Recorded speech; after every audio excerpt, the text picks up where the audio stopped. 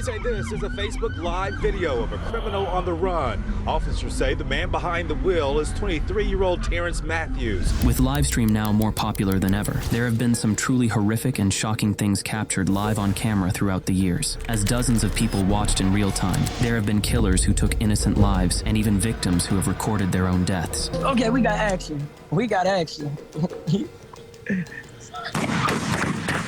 The following stories tell the tale of some of the most brutal influencer deaths recorded on Livestream. The case of Terrence Matthews.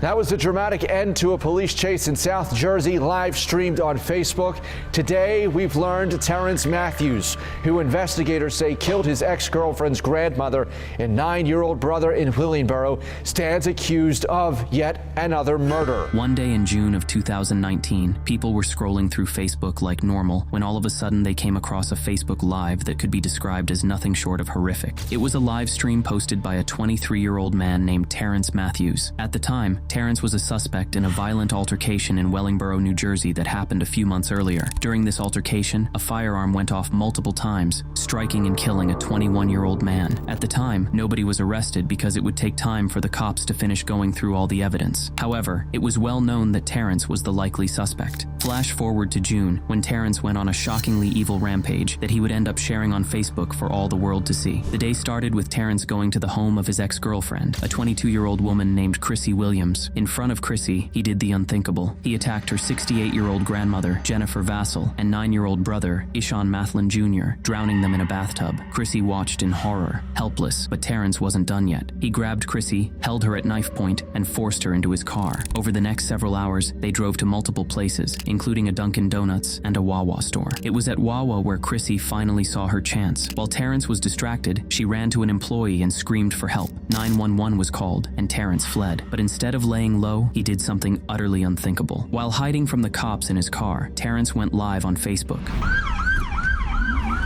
Police say this is a Facebook Live video of a criminal on the run. Officers say the man behind the wheel is 23-year-old Terrence Matthews. On camera, he looked oddly calm and detached from reality. He addressed Chrissy directly, telling her how much he loved her, the same woman who had just watched him destroy her family. "Chrissy, I love you. I'm sorry for everything I ever did to you. I just hope this is a lesson for you," he said in the video. Luckily, just moments later, the cops spotted Terrence's car and a pursuit began, with no concern for anyone's safety. Moments later, he crashed his car and the stream cut. Terrence was alive, but his vehicle was completely destroyed. He was removed from the car and taken to the hospital for treatment, but as soon as the medical staff let the cops know that this killer's injuries weren't life-threatening, he was arrested and taken directly to jail. Brother inside their home along Eastbrook Lane in Willingboro, New Jersey on Wednesday.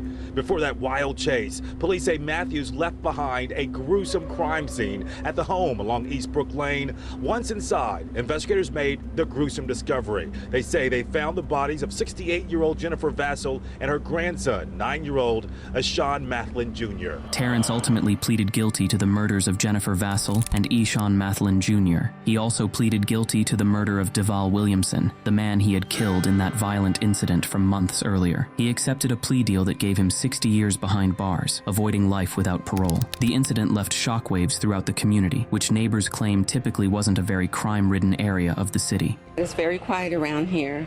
I usually canvass the neighborhood for different reasons, but I've never seen anything that would cause question.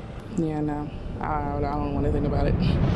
The case of Terrell Smith. It's been nearly 2 months since a local comedian, Terrell Smith, had his life tragically cut short. Terrell Smith was the kind of person everyone in his community seemed to know. He was a young man with a big personality, someone who loved to laugh, joke around, and connect with people. Like many people, Terrell liked to share his life on social media, especially Facebook Live. It was his way of staying connected, of keeping his friends updated on what he was doing. But on March 28, 2016, what started as an ordinary Facebook live stream turned into something no one could have anticipated, a cold-blooded murder witnessed by dozens in real time. That day, Terrell was sitting outside his home in Chicago, chatting casually with his friends on Facebook Live. The stream was laid back, and he was just cracking jokes, laughing and having fun with friends. For those who were tuning in for the scream all across the city, it was nothing out of the ordinary. But then, everything changed. Out of nowhere, a figure approached Terrell. Before he even had time to react or figure out what was going on, gunshots rang out, loud and unmistakable. It was something that nobody watching the stream shame could have possibly missed. Okay, we got action. We got action.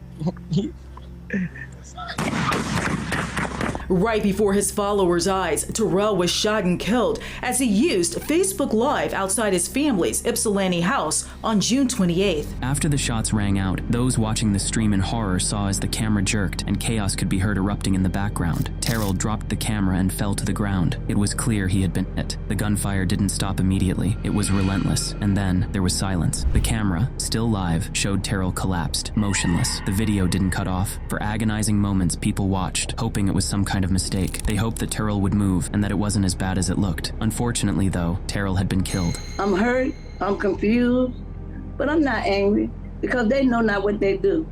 They're kids. The video quickly spread beyond the live viewers. News outlets picked it up and social media was flooded with reactions. The world had just witnessed a murder happen in real time. Facebook flooded with sadness, heartache, and tributes today for this man, Terrell Smith of Ypsilanti, a local Facebook celebrity. Smith was also known for his brutally honest Facebook Live appearances called Rels. It would later be revealed that cops believed that this horrific murder had stemmed from an argument that began online earlier in the day. And it's a murder streamed online for all to see. An argument on Facebook Live goes from heated to deadly.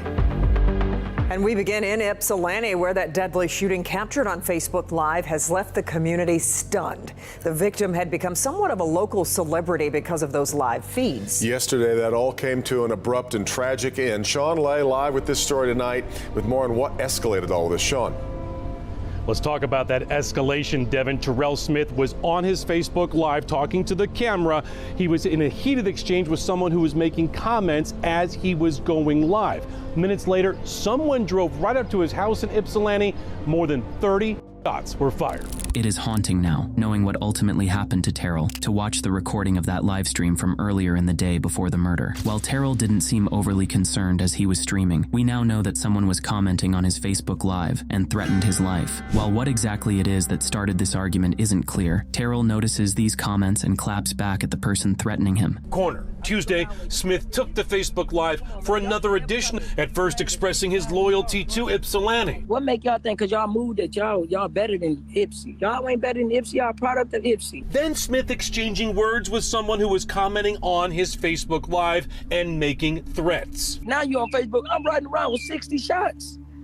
I don't ride around with 100 shots, bro. Ultimately, that person decided to come to Terrell's home and end the argument by shooting and killing him in cold blood. Thousands were watching and were horrified by what happened next. Smith sees a car approach and sees someone get out. Okay, we got action. We got action.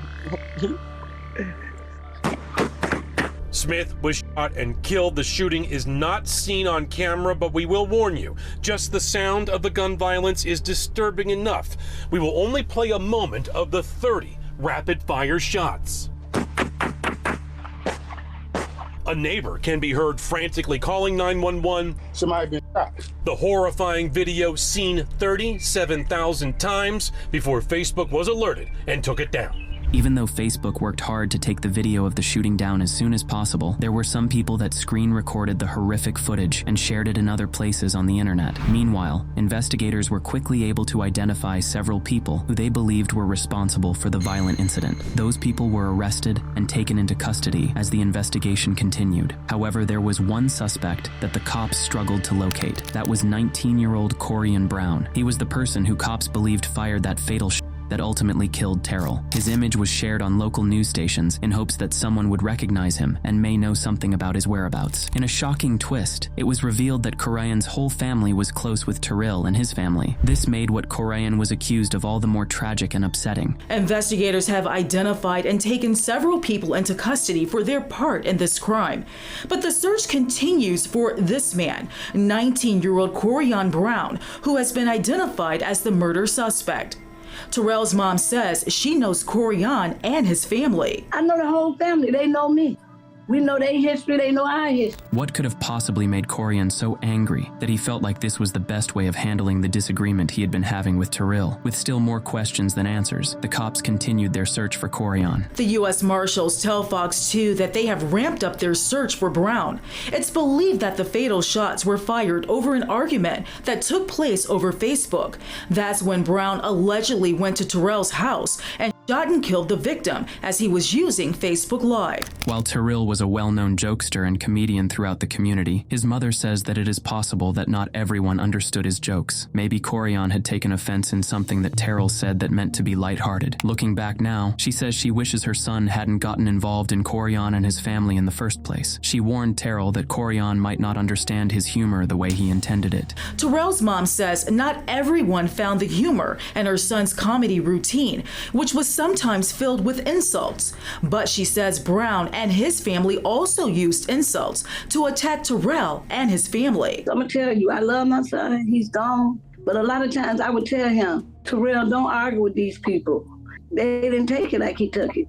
So it cost him his life. Believing that as long as Corian was on the loose, that he would be a danger to the community, the cops posted a $1,500 reward to be given to anyone with information about his whereabouts that would directly lead to his arrest. But despite the posted reward, months went by and Corian remained a fugitive and Terrell's murder investigation remained open. His mother could only pray that her son's killer would be captured. Finally, in November of 2022, U.S. Marshals were finally able to track down Corian and took him into custody. In October of 2023, Corian pled guilty to 1 count of second-degree murder and was sentenced to 18 to 27 years behind bars for the murder of Terrell Smith. The case of Janelle Carwell. Gone without a trace. He had no credible sighting, just possible sightings. A Sweet 16 Georgia girl has vanished into the dark night, along with her stepfather.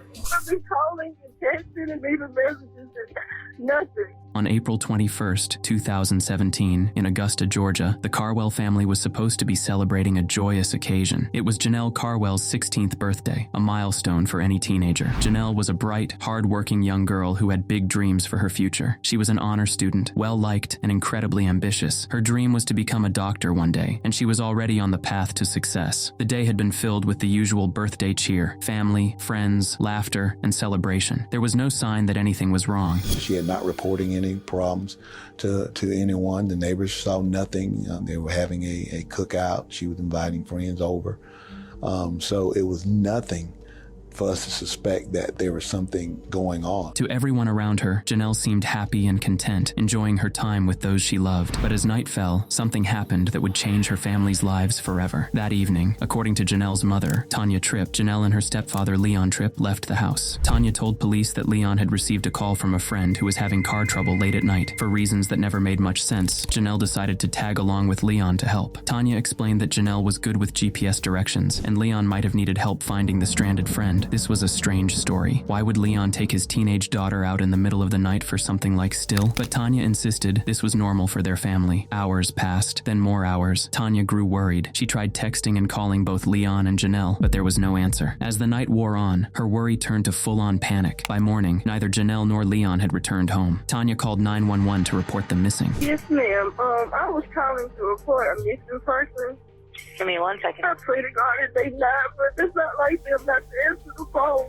At first glance, it seemed like a case of a worried mother and 2 missing family members. Your husband and your daughter are missing? Right. But nothing about the story added up, and as investigators started digging, it became clear that something darker was going on here. Law enforcement immediately started their search. Her husband had received a call from a friend who had broken down, and they were going to render him assistance. They followed the directions Tanya gave them, and sure enough, they found Leon's white pickup truck abandoned not far from where the family lived. The truck was in fine condition, no signs of struggle, no damage, and yet there was no trace of Leon or Janelle. What stepdad want his daughter to go with him to help another guy at 1 o'clock in the morning? Investigators processed the truck for evidence. They looked for anything: DNA, fingerprints, signs of a struggle, but nothing stood out. It was like the pair had vanished into thin air. Meanwhile, Tanya turned to social media to plead for help. She posted about Janelle's disappearance, asking the public to share her daughter's story. She also revealed to the public that she was battling cancer, and that was supposedly the reason she hadn't gone with her husband and daughter the night they disappeared. I was inhaling too much of the smoke, so my husband told me to go in the house and lay down. So I did, because I couldn't breathe. And 3, 4, 5, 6 o'clock, I'm calling, texting, nothing. I need my baby home, like 15 days ago type home, because she has never been away from me this long. She seemed frantic and heartbroken, desperate for any leads to bring Janelle home. She even began asking for donations to set up a reward for information, hoping it might encourage someone to come forward. At first, the community rallied around her. People shared posts, sent well wishes, and even donated money to help the family. Thank y'all for all the love. I see it, all the likes. Oh, isn't that beautiful? That is. Isn't that beautiful? Thank you. But behind the scenes, law enforcement was starting to get a very different picture of what had happened. As detectives dug deeper, they uncovered troubling details about Leon Tripp's past. Leon wasn't just an ordinary stepfather. He had a violent criminal history, including charges of cruelty to children. This wasn't a man anyone would want around a teenage girl, much less alone with her in the middle of the night. Leon Tripp was in prison. He had some assault charges. He had some cruelty to children charges. Leon had spent time in prison, and that's actually where he had met Tanya. The two developed a relationship while he was behind bars, and when he was released, he moved in with Tanya and Janelle. From the outside, they seemed like a normal family trying to rebuild their lives, but as investigators would later realize, there was nothing normal about it. Tanya Tripp should have protected Janelle from the very beginning. 2 years ago when she met him. The fact that Leon had disappeared alongside Janelle only made things worse. Law enforcement began to suspect that Leon had something to do with her disappearance and that he was now on the run. Weeks passed with no sign of Janelle or Leon. Then a breakthrough came. Law enforcement received reports that Leon had been spotted in Atlanta. But here's the kicker. Leon was seen alone. If Leon and Janelle had left the house together that night, where was Janelle now? Why wasn't she with him? Leon's sudden reappearance only raised more red flags. Investigators believed he had been hiding out, avoiding both law enforcement and anyone who might question him about Janelle's whereabouts. But the most shocking twist was yet to come. As investigators pieced together the story, they started noticing something strange about Tanya. At first, she had seemed like a frantic, worried mother desperate to find her daughter. But as time went on, her behavior started to change. She became defensive, even combative, when law enforcement pressed her with questions. She did show concern for her daughter. But when I asked her, hey, investigators believe that he's taken her, she was very defensive. And then the truth came out. Tanya had been lying all along. She wasn't just an innocent mother caught up in a tragic situation. Tanya had known far more than she let on, including what really happened to Janelle. Investigators realized she had been covering up the truth about that night and actively trying to mislead them. Even the story about her having cancer, something she used to garner sympathy and donations, turned out to be a lie. Clearly, Tanya was not as innocent as she claimed. Eventually, both Leon Tripp and Tanya Tripp were tracked down and arrested. Her mother, Tanya Tripp, was arrested Tuesday in Atlanta. She's charged with hindering the apprehension of a criminal. She is now booked in the Richmond County Jail. LaTanya's stepfather, Leon Tripp, who was allegedly the last person seen with LaTanya Carwell, was also arrested this week in the Atlanta area. He's in the Fulton County Jail. Months later, when a tip led investigators to a vacant house in Augusta, in the backyard, hidden beneath the ground, they found human remains. The remains were later confirmed to be Janelle's. The coroner confirms human remains found on Golden Camp Road are those of LaTanya Janelle Carwell. The teenager went missing in April of last year. Today, investigators say it is her body. The discovery devastated the community. Janelle, the bright, ambitious teenager who had her whole life ahead of her, had been cruelly and senselessly taken. Leon was charged with murder, kidnapping, and cruelty to children, while Tanya faced charges for concealing the crime and misleading investigators. It was a shocking betrayal by the man who should have been there to protect Janelle the most, her stepfather. But because of Tanya's involvement and the way that she had protected her daughter's killer, it was clearly an act of betrayal from her as well. But one of the things that angered the community the most about what happened is that the legal system failed Janelle in the worst way imaginable in this case. Someone like Leon Tripp should have never been allowed out of prison in the first place, and he definitely should not have been allowed around Janelle. Tanya, as Janelle's mother, knew his history well, and yet she did nothing to protect her daughter from this monster. Mother of a missing Augusta teenager scheduled to be back before a judge today. Tanya Tripp will appear for a bond hearing for the charge of concealing the death of her daughter, LaTanya Janelle Carwell. Tripp was previously denied bond on the charge of hindering the apprehension of a criminal. Her husband, Leon Tripp, is charged with the murder of the teen, though her body has never been found. In November 2023, both Leon and Tanya Tripp were re-indicted on several serious charges, including malice murder, felony murder, aggravated assault, covering up a murder, and cruelty to children. The jury trial for the Tripps was scheduled to begin on March 25, 2024. However, proceedings were postponed because the Augusta District Attorney's Office appealed a court decision to exclude certain statements made by Leon Tripp from being presented as evidence. The trial is on hold, pending a ruling from the Georgia Supreme Court on this matter. The Tripps have both been denied bail and remain behind bars as they await their trial. They could be sentenced to life in prison if they are convicted. Conclusion: if there is one thing that each of these cases show, it's that with cameras recording everything these days, if you're going to commit a crime, you should be aware that it may be something that thousands of people around the world end up watching. Thanks for watching, and don't forget to like, subscribe, and leave a comment down below.